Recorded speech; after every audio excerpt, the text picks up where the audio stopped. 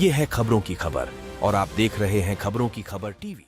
गाजियाबाद के बड़े होटलों, रेस्टोरेंटों और मॉल्स पर बंद होने का खतरा, 3 माह की मोहलत। शिमला मस्जिद मामला, संजौली में कशीदगी के पेश नज़र चप्पे चप्पे पर पुलिस जवान मुस्तैद, दफ़ा 163 नाफिज।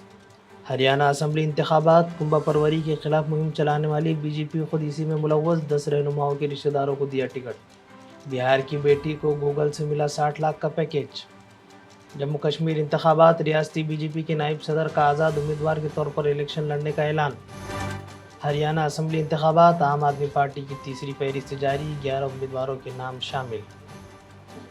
मुसलमानों को बुर्का बांटने वालों को इंतखाबात के दौरान बुर्का पहनना पड़ेगा, संजय रावत का ऐलान। मुंशियात दहशतगर्दी लिडीराम को ईडी ने गिरफ्तार किया, मुलजिम हिजबुल मुजाहिदीन को रकम फराहम करता था। हमारे और बीजेपी के दरमियान नज़रियाती जंग चल रही है, राहुल गांधी का दावा।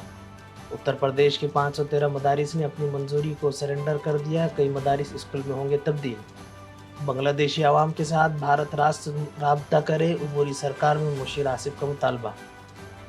दहली में सदर राज की बाज़गश्त, बीजेपी के लिए एक तरफ कुआं दूसरी तरफ खाई, क्या करे तो करे।